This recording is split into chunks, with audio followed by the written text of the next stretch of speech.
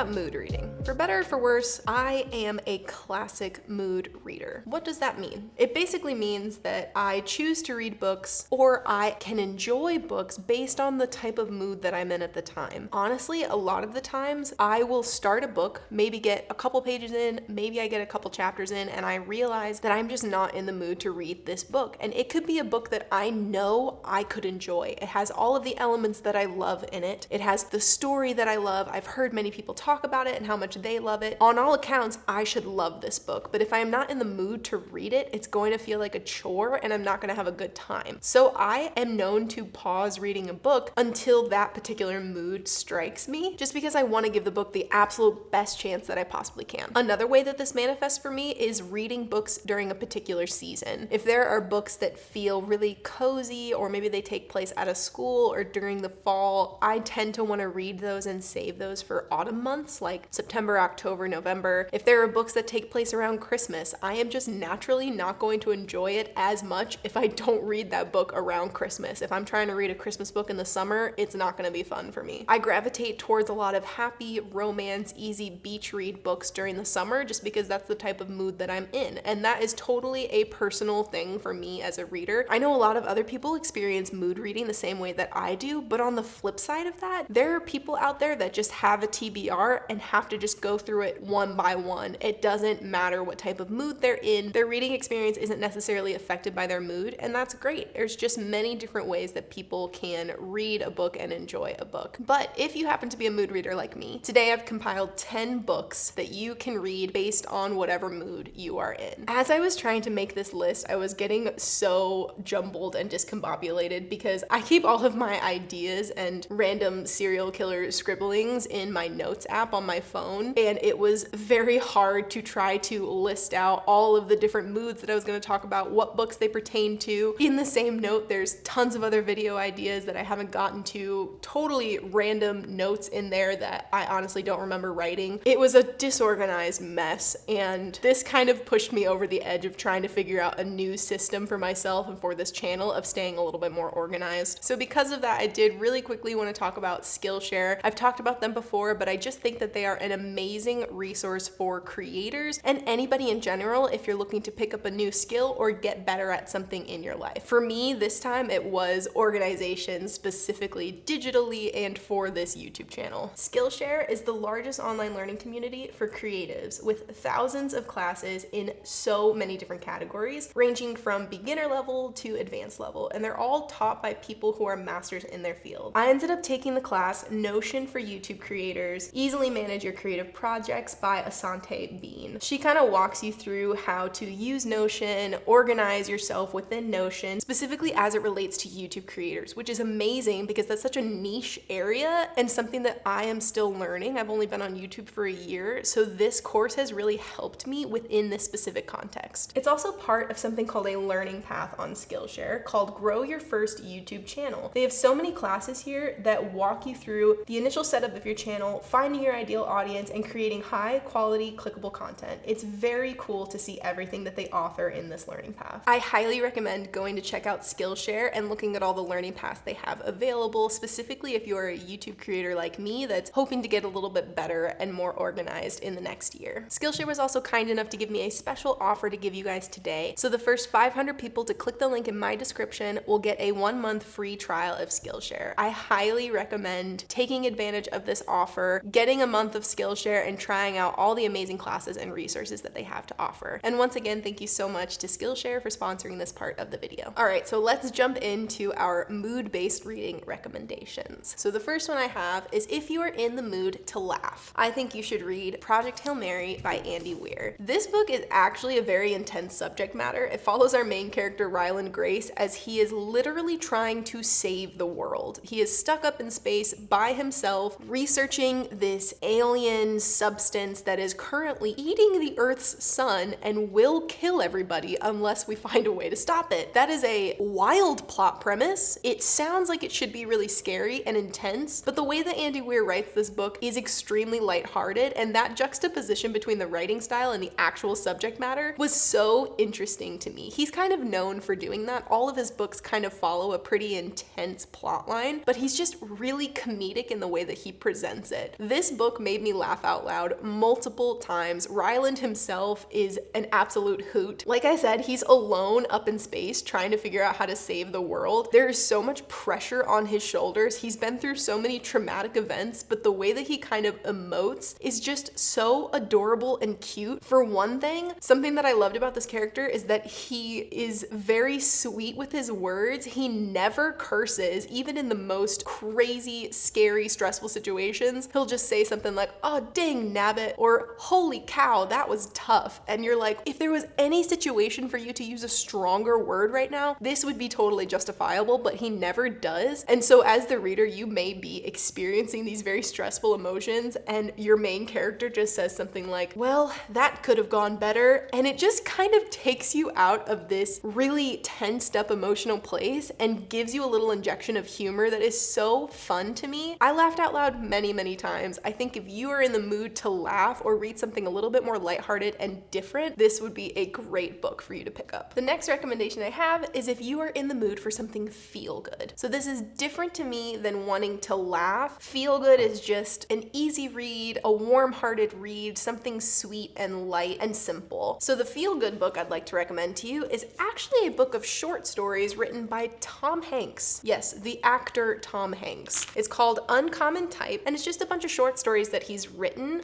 and they all revolve around typewriters. I don't know if anybody knows this about Tom Hanks, but he is obsessed with typewriters. He collects them, he knows everything about them, they're very inspiring for him. So he wrote this book of short stories, and they all take place, including a typewriter. And it's just very sweet, and it especially, I think, fits the category of a feel-good book just because it is short stories, so you don't even have to sit down and read the entire book if you want. If you just need something quick and easy and just like a little injection of lightheartedness, you could just pick any of the stories in here and have a good time with it. I read this a long time ago. I honestly don't remember a ton of the stories that were in there, but I do remember what I was feeling when I was reading it, and it was just easy, it was sweet, it was a very enjoyable experience. It didn't take me very long to get through all of the stories either. I just kind of took it in a weekend, I think. I think that this would be a perfect book to read if you're coming off of maybe a long series or something that is a bit more intense and emotional. For me, I always find that I need a bit of a palate cleanser after those types of books, or if I finish a really long series, and I think this also fits very perfectly in that category. So if you're in the mood to read something just feel good and sweet and fun, I would definitely recommend Uncommon Type by Tom Hanks. Next book I have is if you're in the mood for something twisty. I think you should read First Lie Wins by Ashley Elston. In 2024, I really started my reading journey of mystery books. I tried to force myself to read mystery because I don't typically gravitate towards that genre, and I don't typically enjoy the books that I have read in that genre, but I really wanted to broaden my horizons and figure out what types of mystery books I liked. As I was beginning that journey, I equated a mystery book to a murder mystery book, or there was some sort of mysterious death that you have to solve by the end of it and a crime that needs solving. And when I picked up this book, First Lie Wins, that is what I was expecting. But it's actually totally different than that. It is a mystery book. It's a bit of a thriller as well, but it was not at all what I was expecting. Our main character is Evie Porter, or she's going under the name of Evie Porter, and she lives in this town, and she is a very mysterious person. She's living there with her boyfriend at the time, and you know nothing about her, honestly. And I am not really gonna go into more of the plot details because, especially if you're looking for something twisty, I think you should go into this book totally blind. Just knowing that the main character that you're following is very, very shrouded and confusing, and it's supposed to be that way until the big reveal at the end. So that's why I'm not really gonna say anything else about it. What I will say is this was totally not what I was expecting. I think it did have some really good twists in it. It was engaging. I was hooked all the way towards the end, and if you are in the mood for something like that, that's maybe not a classic murder mystery, I think you would enjoy this book. So definitely give First Lie Wins a try if you're in the mood for something twisty. The next recommendation I have is if you're in the mood for an adventure. I think you should read The Princess Bride.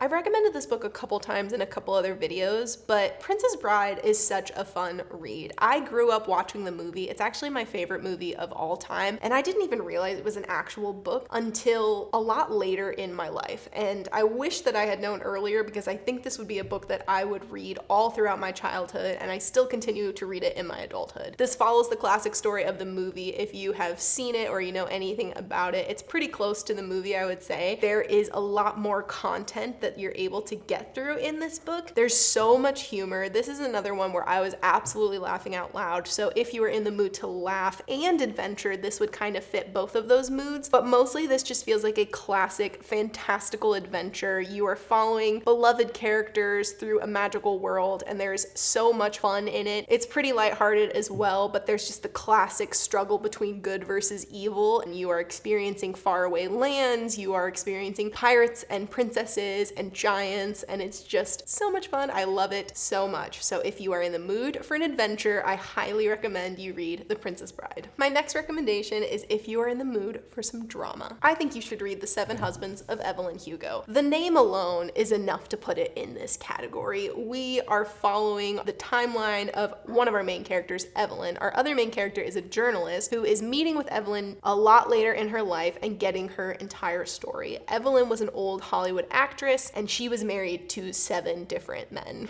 Most of those marriages ended very poorly. Not all of them, but most of them, and there is drama, drama, drama. If only because you go through 7 different divorces with this main character. So if you are in the mood for that, if you love the setting of old Hollywood, old movie sets, actresses and actors, it feels a little bit Gatsby, even though it is quite a few years later than when Gatsby takes place, but it does feel like that, where you're just with the rich and famous and all of the struggles that come along with that, and especially Evelyn, who is really trying to make a name for herself in Hollywood and everything that that entails for her. This is such a good book if you just need some drama in your life, fictional drama that doesn't really stick with you afterwards. You can kind of walk away and wash it off afterwards. I know for me, a lot of the times I avoid those type of drama books because I don't want to walk away continuing to be stressed and continuing to have anxiety about it. This book for me didn't feel like that. It was just kind of fun, sad sometimes, tragic sometimes, but so many ups and downs within it that you are just attached to Evelyn, rooting for her. You want her to have a happy ending, and the ending is pretty crazy. There's also some twists that happen at the end there. So this is a great book in my opinion if you want some quick drama in your life,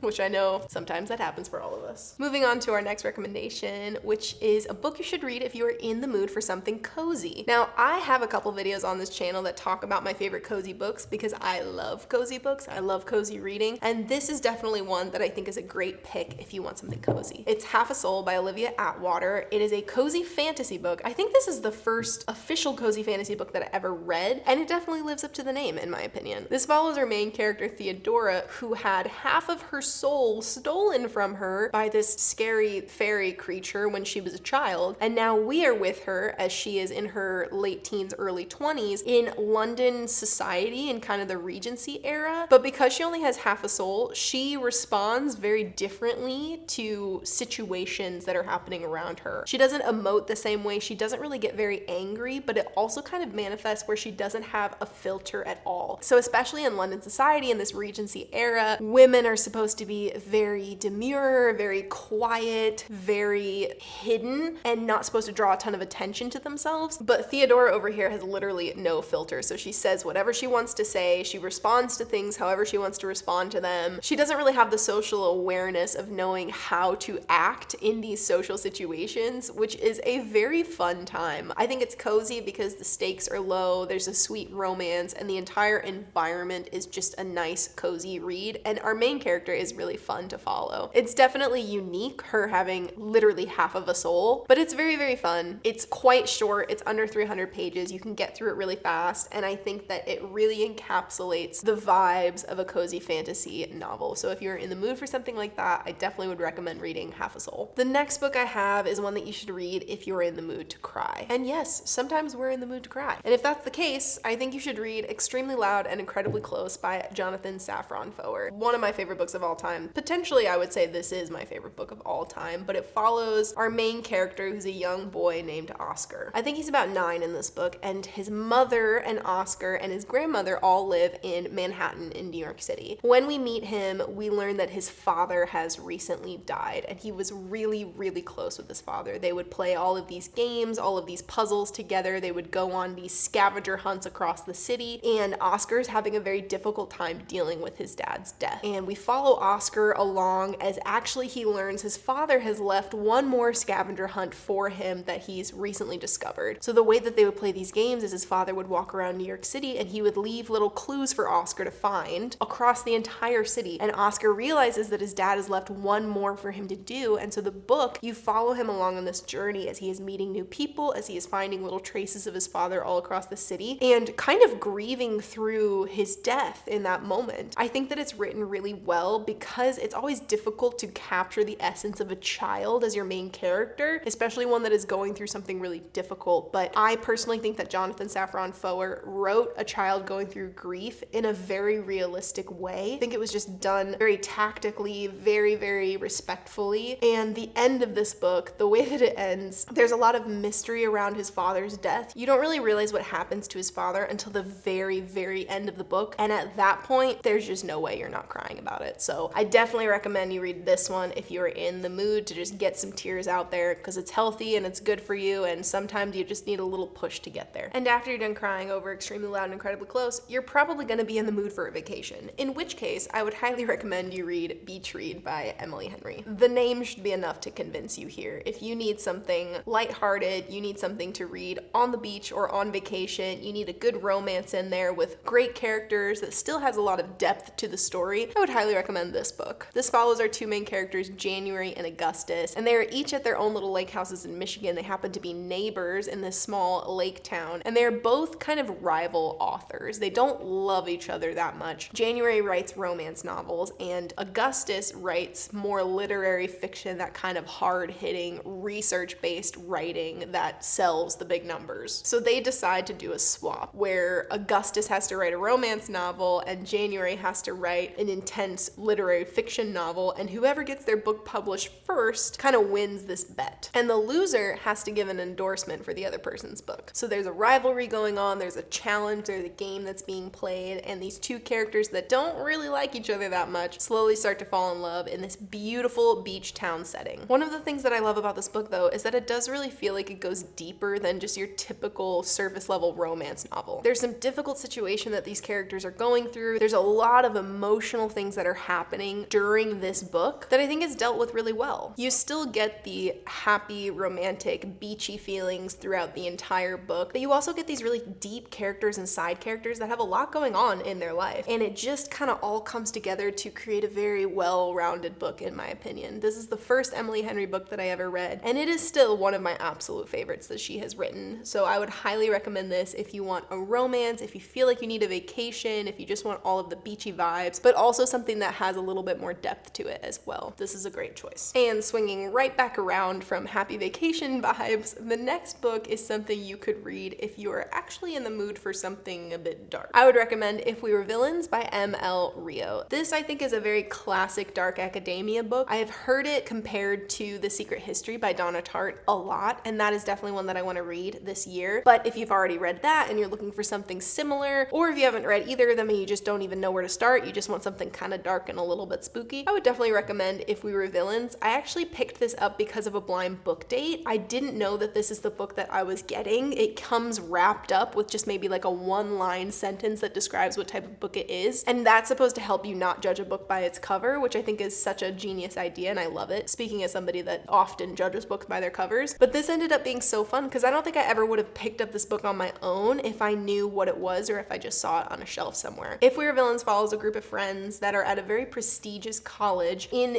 the Shakespearean theater program. They're in their final year. It is very cutthroat, it is very intense, and they're all trying to become Shakespeare actors by the end of it. This group of friends is described as being so close, closer than close. They are chosen, found family. They've gone through so much with each other. They all kind of come from different backgrounds and different demographics, whether they are poor or rich, whether they have a great home life or a poor home life. Wherever they came from, they all kind of found each other at this school and in this program, and they really, really attached to each other and grew super close. But something happens about halfway through the book, and I think it's about halfway through the year, the school year that we're in, that completely tears the group apart. And it's so interesting the way that it is written about, because you spend a lot of time with these characters, you get to know them, you get to know how they relate to each other, and all of the sudden they just completely implode from the inside out, and everything is torn apart, everything is ruined. There's drama, there's secrets, there's some crime involved, and it's really intense. And I love the way that it's written. It does feel very dark academia with the setting and just the Shakespearean aspect of it all, because that is a huge part of this book, is Shakespeare. I've said this before, but I've literally never read so much Shakespeare in my life until I read this book. It is definitely obvious that this